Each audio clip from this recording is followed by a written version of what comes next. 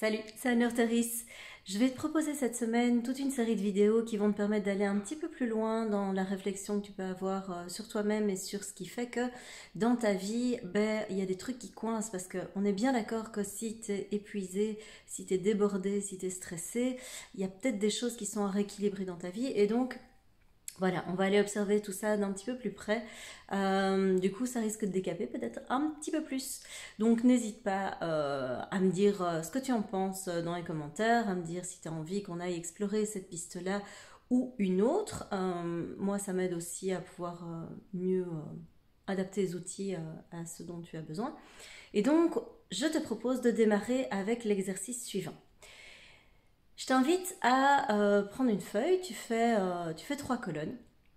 Pour ceux qui sont en manque de structure et qui ont besoin de savoir combien il y a de colonnes et qu'est-ce qu'ils doivent mettre dedans, tu fais 3 colonnes. Et dans la première colonne, tu vas inscrire tous les mots que tu utilises pour te définir. Qu'est-ce que j'entends par là? C'est tout ce que tu mets derrière le je suis. Je suis gentil, je suis utile, je suis, je sais pas moi, agréable, etc., etc., etc. Donc, tu mets tout ça dans la première colonne et ensuite je t'invite, donc quand tu écris tout ça dans ta colonne, tu censures pas, tu te poses pas de questions, tu écris vraiment librement ce qui te vient et ce que tu penses de toi et la façon dont tu te définis, que ce soit des termes qui soient positifs ou des termes qui soient moins positifs. Une fois que tu as fait ça, tu reprends ta liste et tu relis ces mots. Quand tu vas relire ces mots, je t'invite à vraiment te poser la question de l'intention qui se trouve derrière ces mots et de l'attente qu'il y a derrière ces mots. Parce que la plupart du temps, quand on utilise des mots, on met une intention derrière.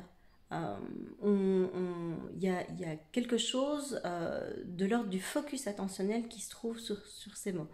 Je te donne un exemple. Admettons que je me définisse comme étant, ou que tu te définisses comme étant utile. C'est quelque chose que j'entends énormément pendant cette période de confinement. Les gens disent, ah ben voilà, je me sens pas utile. Quelque part, heureusement que t'es pas utile. Enfin, je veux dire, t'es pas un meuble Ikea. Un meuble Ikea, c'est utile.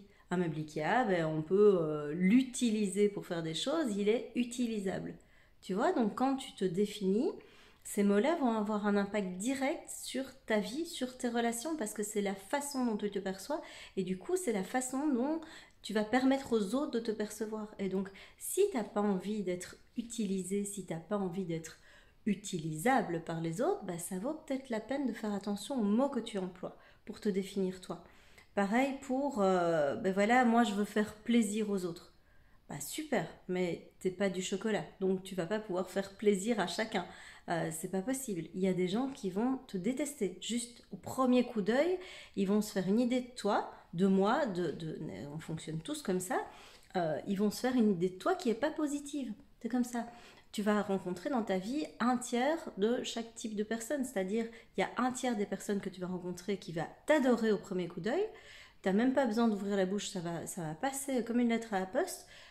Il y a un tiers des personnes qui va être complètement neutre et indifférente à ta présence, ils capteront même pas que tu existes, et il y a un tiers des personnes qui va te détester, c'est comme ça.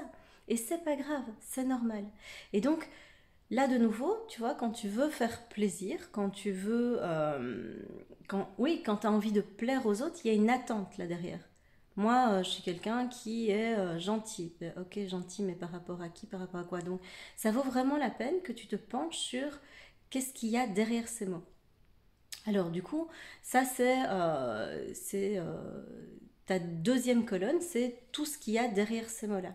Et ta troisième colonne, tu vas voir que dans la série de mots que tu as identifiés, il y en a qui vont pas te plaire. Donc si tu te dis, en fait, moi, j'ai pas vraiment d'être utilisé ou utilisable, qu'est-ce que tu vas faire? Tu vas juste barrer ce mot-là. Si tu veux plus fonctionner comme ça dans tes relations, barre-le. Enfin, garde pas ça dans ta vie. Tu dégages ça de ta vie et puis voilà. Et tu vas le remplacer par quelque chose qui va avoir plus de sens pour toi et qui va te permettre d'être de nouveau bien avec toi-même, de prendre soin de toi, d'être au centre de ta vie. Par exemple, si je reprends l'exemple de utile, tu prends une fleur, c'est totalement inutile. Enfin, sauf si tu es une abeille, mais tu n'es pas une abeille, donc on s'en fout. Une fleur, c'est magnifique, c'est beau, envoûtant, c'est tout ce que tu veux, mais c'est pas utile. Enfin, tu peux pas faire grand-chose avec une fleur. Et donc, tu vois, c'est important que tu puisses remettre les choses à leur place. Qui tu es ne va pas être défini par ce que tu peux en faire. Je ne sais pas si tu me suis. Qui tu es n'a pas vraiment d'utilité, c'est juste un état d'être. Et donc, tout ça pour vraiment t'inviter à regarder comment tu te définis. C'est vraiment super, super important. C'est vraiment la base du changement que tu peux engendrer dans ta vie, dans le cas où tu t'épuises. Si tu t'épuises, c'est que tu as une perte d'énergie quelque part. Et il y a fort à parier que la perte d'énergie, c'est pas de toi à toi-même. C'est une perte d'énergie qui va aller vers les autres, qui va aller vers l'extérieur. Et donc, tant que tu n'as pas identifié ce qui te fait perdre de l'énergie, tant que tu n'as pas identifié pourquoi ton énergie est en train de se barrer, ça ne va pas aller. Donc, cette semaine, tu vas voir aussi que je parle peut-être de manière un petit peu plus cash, un petit peu plus musclée. Ça fait aussi partie de l'accompagnement. Donc l'accompagnement psychologique, j'en fais plus. J'ai des personnes qui m'ont demandé, ah tiens, tu fais encore des consultations à l'heure, etc. Non, ça je fais plus. Je t'en parlerai dans les prochains jours. Il y a deux types d'accompagnement que je propose. Un qui est en ligne et un qui va se faire pendant la période du confinement, qui va se faire en live, qui se fait en présentiel hors confinement, mais là, voilà, là c'est juste pas possible et donc j'en parlerai dans les prochains jours. Et donc tu vas voir que, en fait, quand tu veux mettre des choses en place dans ta vie, quand tu veux changer de façon de fonctionner, un des premiers trucs qui va se pointer, c'est ton ego. Donc ça, j'en parlerai aussi dans une prochaine vidéo. Qu'est-ce que c'est l'ego? Quelle est la différence entre l'être et l'ego, etc. Comment tu identifies ton ego?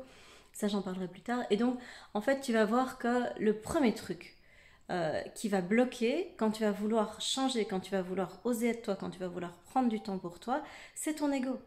Et pourquoi est-ce que je parle de manière un petit peu plus musclée? Parce que ton ego, il va paniquer. Et je te promets que quand ton ego va paniquer, une fois que tu voudras atteindre un objectif, il y a plutôt intérêt à ce que tu sois non seulement super déterminé, mais en plus, il va falloir que cet ego, tu puisses lui faire face. Et c'est pour ça qu'à un moment, je suis beaucoup plus cash. C'est parce que cet ego-là, si on ne lui parle pas comme ça, il va t'embarquer dans des pourquoi, des comment, mais oui, mais je sais pas, des machins, juste parce que lui n'a pas du tout envie que tu y arrives. Parce que si lui, je vais y arriver, si toi tu arrives à être qui tu es, lui il va disparaître. Ou en tout cas, il va s'atténuer, il n'aura plus grand chose à dire là-dedans. C'est ton être profond qui va avoir la main et donc ça va pas l'arranger. Donc lui, il va tout faire pour te casser les pieds et te mettre des bâtons dans les roues. Donc il y a plutôt intérêt à avoir quelqu'un qui ait la carrure pour un moment de dire bon, tu veux y aller ou tu veux pas y aller? Parce que si tu veux y aller, c'est maintenant. Et si tu veux y aller, arrête de trouver des excuses maintenant.